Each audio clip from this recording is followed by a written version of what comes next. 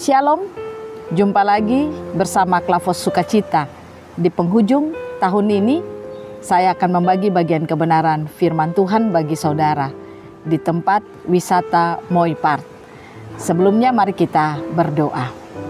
Kami bersyukur kepada Tuhan, penyertaan Tuhan nyata dalam hidup kami. Kalau sampai hari ini kami masih ada, semua karena anugerah Tuhan dan perlindungan Tuhan bagi kami. Kami akan siap membaca bagian kebenaran firman-Mu. Roh Kudus tolong kami, Roh Kudus mampukan kami, agar kami dapat membuka kapasitas roh kami seluas-luasnya untuk menerima firman berbicara bagi kami. Terima kasih, kami siap mendengarkan apa kata firman-Mu ya Tuhan, dalam nama Yesus kami berdoa. Amin.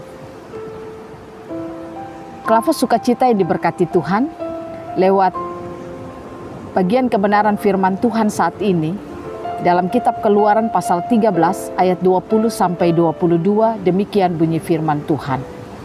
Demikianlah mereka berangkat dari Sukot dan berkemah di Etam, di tepi padang gurun.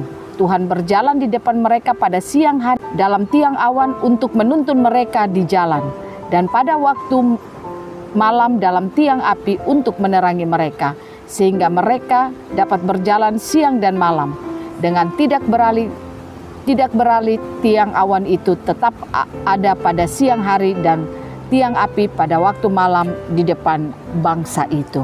Demikian jauh pembacaan firman Tuhan bagi kita. Dikatakan setiap kita yang mendengarkan firman pasti akan berbahagia. Nah saudara, tema bacaan firman Tuhan bagi kita di akhir tahun ini dengan tema Tuhan menuntun umatnya.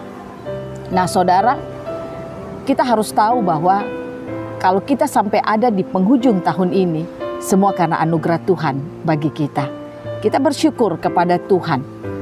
Allah yang kita sembah, Dia bukan saja Allah yang berjanji akan menolong dan mengasihi kita, tetapi Dia Allah yang juga menyatakan itu di dalam perjalanan kehidupan kita sampai kita ada di penghujung tahun ini. Allah tidak pernah meninggalkan kita. Sedikit pun Dia tidak pernah meninggalkan kita. Kasih-Nya nyata, kuasa-Nya nyata, penyertaan-Nya nyata di dalam kehidupan kita. Itu bukti yang telah Ia tunjuk bagi kehidupan umat-Nya. Kalau saudara baca lewat bacaan bagian kebenaran firman Tuhan kita saat ini, di mana Allah menuntun umat-Nya ketika mereka berteriak-teriak di Mesir, mereka ingin keluar dari penindasan. Allah menuntun mereka, dikatakan tiang awan, tiang api sebagai tanda Allah ada bersama-sama dengan mereka. Itu berarti kalau Allah menyatakan lewat tiang awan dan tiang api, semestinya bangsa ini harus tetap kuat dan tetap percaya kepada Tuhan. Karena Allah menyatakan kasih-Nya bagi kehidupan mereka. Nah saudara, namun kenyataannya kita melihat bangsa ini, sekalipun mereka menerima penyertaan Tuhan, tapi mereka tidak pernah bersyukur kepada Tuhan. Malah dikatakan oleh firman Tuhan, diceritakan mereka bersungut-sungut di dalam kehidupan mereka. Tetapi Allah tidak pernah berhenti untuk menyatakan mereka sampai janjinya digenapi. Dia membawa generasi terakhirnya tiba pada tanah perjanjian itu. Nah, lewat bacaan bagian firman Tuhan ini saya ingin menyatakan kepada saudara bahwa kita pun harus belajar untuk terus bersyukur kepada Tuhan.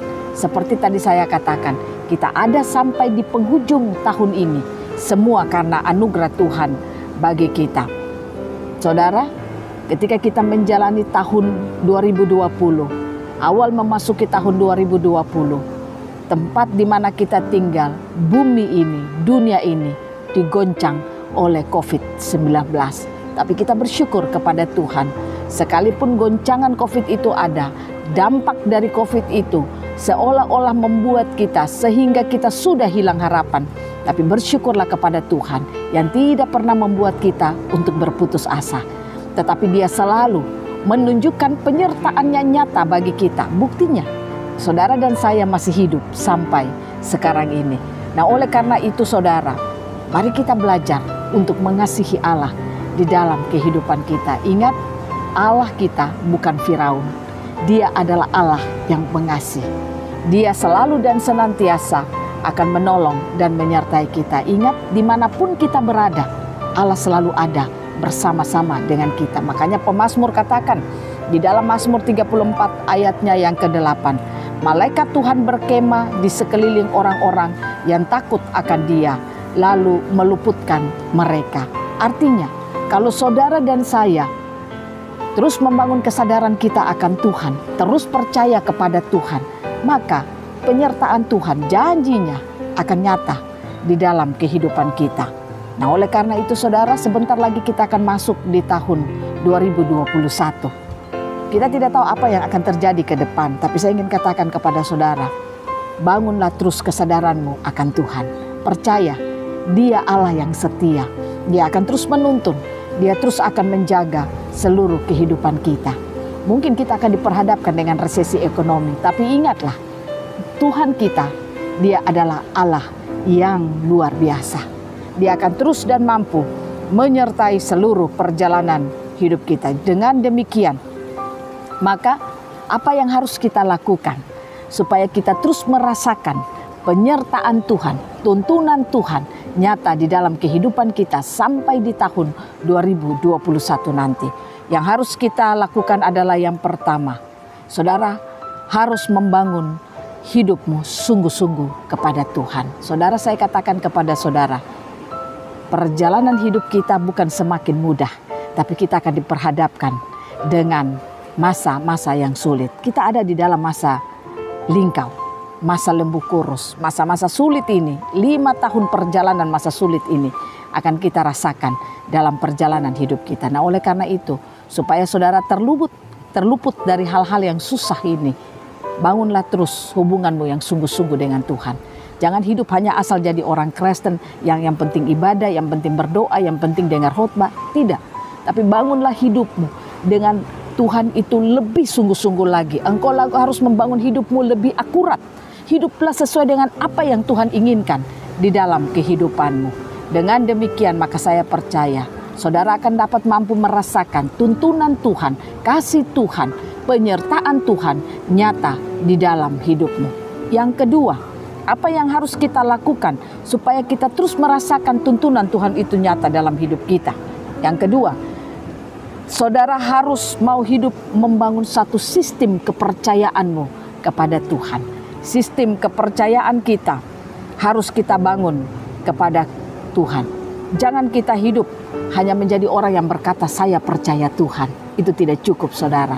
Tapi percaya saudara itu akan menjadi real kalau saudara punya satu sistem kepercayaan kepada Tuhan. Sistem kepercayaan itulah yang harus saudara bangun di dalam kehidupan saudara.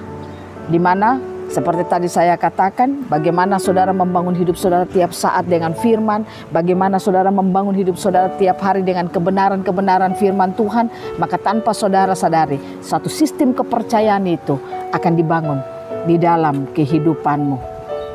Oleh karena itu, jangan jadi orang Kristen yang malas baca firman Tuhan.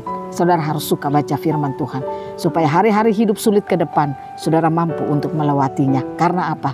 Saudara akan merasakan tuntunan Tuhan nyata dalam hidupmu. Yang ketiga, apa yang harus saudara lakukan supaya, atau saudara dan saya lakukan, supaya kita terus merasakan tuntunan Tuhan nyata dalam hidup kita. Yang ketiga, kita harus terus membangun kesadaran kita kalau Tuhan ada bersama-sama dengan kita. Saudara, mengapa banyak orang Kristen ketika ada masalah dia drop? Ketika ada situasi yang sulit dia lalu menjadi orang Kristen yang lemah. Karena apa? Dia tidak pernah membangun kesadarannya kalau Tuhan ada bersama-sama dengan dia. Nah, kita harus membangun terus kesadaran kita kalau Tuhan itu ada bersama-sama dengan kita. Seperti orang kalau jalan di kuburan tengah malam atau dia jalan di kuburan, dia seperti merasa dia punya kesadaran bahwa seolah-olah ada orang yang mengikuti dia. Dan akhirnya dia menjadi takut.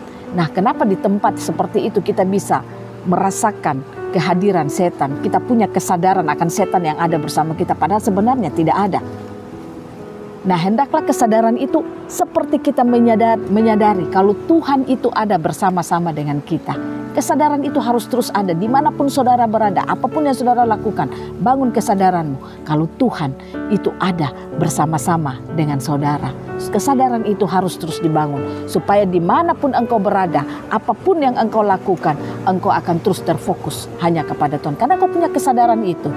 Nah, oleh karena itu saudara, Mari kita belajar untuk mengakhiri tahun 2020 ini dengan satu kepercayaan yang sungguh kepada Tuhan, kalau Tuhan selalu menuntun kehidupan kita.